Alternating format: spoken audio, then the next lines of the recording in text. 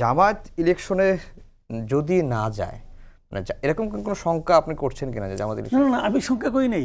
দেখেন, এই ফটোকার্ডগুলির সমস্যাটা কোথায় আমি বলি।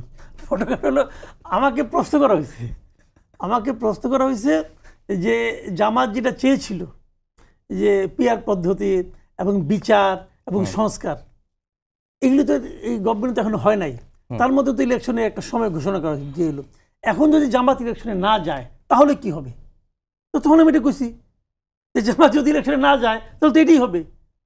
ধরেন এখন যদি এই যে বাস্তবতা, এখন ইলেকশনটা হচ্ছে কার সঙ্গে কার ভাই? ইলেকশন মানেটা কি? ইলেকশন মানে এখানে একটা প্রতিদ্বন্দ্বিতা হবে, একটা মানুষের মধ্যে ধারণা থাকবে কে জিতবে, কে হারে, কে জিতবে আমি জানি না। তো সেই দলটা কে? বিএনপি আর জামাত। এখন তার কোনো দল নাই। আওয়ামী লীগ তো ফিল্ডে নাই। আওয়ামী লীগে তো প্রতীকও দেখা যাচ্ছে। আওয়ামী লীগ ইলেকশন করতে পারবে এরকম কিছু এখন পর্যন্ত দেখা যাচ্ছে না। শেষ মুহূর্তে কী হবে আমি জানি না। আমি আজকের বাস্তবতা থেকে যদি বলি, বিএনপি এবং জামাত এই দুই দলের মধ্যে যদি যে কোনো একটা দল না যায়, ওটা ইলেকশন হবে? তো আমি সেটাই বলছি। এখন উনি আমাকে জিজ্ঞাসা করেছে, আমি জবাব দিয়েছি। এখন এই জবাবটা কোন প্রশ্নের প্রেক্ষিতে, এটা না জেনে যদি কেউ ফটোকার্ড বানিয়ে ফেলায়, আমি কি করবো রে ভাই? এখন তাই যে আমি হাতে পেয়ে ধরবো, ভাই আপনি এটা কেন বানাইলেন? জামাতের না যাওয়ার মতো কোনো প্রসঙ্গ উঠে নেই তখন। জামাত তো এই ওনার সময় ঘোষণাকে তারা তো প্রত্যাখ্যান করে নাই। তারা কি প্রত্যাখ্যান করছে? না। আপনি হাইপোথেটিক্যালি ধরেন যদি প্রত্যাখ্যান করতো যে আমরা যা চেয়েছি তা আমি পাইনি, প্রত্যাখ্যান করতেও পারতো। আমাকে যিনি প্রশ্ন করেছিলেন উনি এটাই বলেছেন জামাত যা চেয়েছিল তা তো হয়নি। এখন কি জামাত যদি ইলেকশনে না যায় তাহলে কি হবে? তাহলে তো এটাই হবে। তো এখন তো সেরকম বাস্তবতা তৈরি হয় নাই। কাজেই এখন ওই ধরনের ফটোকার্ড নিয়ে কী করবো? ফটোকার্ড আমি মনে করি, আমি দর্শকদের অনুরোধ করি, ভাই ফটোকার্ডের দিকে তাকায়েন না। এই ফটোকার্ডগুলি করাই হয় মানুষকে বিভ্রান্ত করার জন্য, অহেতুক মানুষকে আকর্ষণ করার জন্য।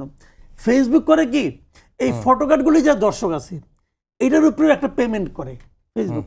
ওই টাকার লোভে আমাদের সাংবাদিক ভাইয়েরা এই ধরনের কাজ করে। কথা পরিষ্কার। আবার এটাও হইতে পারে ফটোকার্ড। এই যেটা বললাম না, দুদিন পর দেখবেন যে এটাও ফটোকার্ড হয়ে গেছে। যাই হোক, এটা ফটোকার্ড আরেক যন্ত্রণা ভাই। একটি বিষয় আপনি বলছিলেন যে আওয়ামী লীগ নির্বাচনে অংশ নিতে পারবে কি পারবে না, এই বিষয়টা তো এখনো পর্যন্ত সুরাহা হয়নি, সরকারের তরফ থেকে কোনো কিছু বলা হয় না। তাহলে কি হবে বেসিক্যালি? কি হবে আমি জানি না। আমি এটা নিয়ে একটা মন্তব্য করছিলাম, সেটা বলি।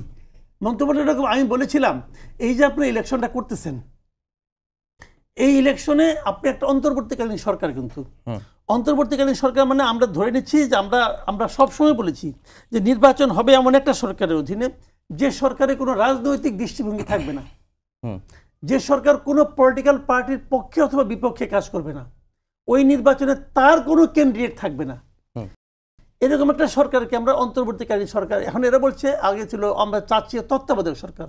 আগামীতে ইলেকশন হলে যদি সংবিধানে সেই চেঞ্জটা আসে তাহলে সেটাই হবে। তো সেরকম ক্ষেত্রে আমার বক্তব্য ছিল যে এই যে সরকার যে নির্বাচনটা ঘোষণা করছে, এই নির্বাচনে যারা ভোট দেবেন, ইলেকশন কিন্তু কেবলমাত্র পলিটিক্যাল পার্টির জন্য না, ইলেকশন কিন্তু মূলত ভোটারদের জন্য।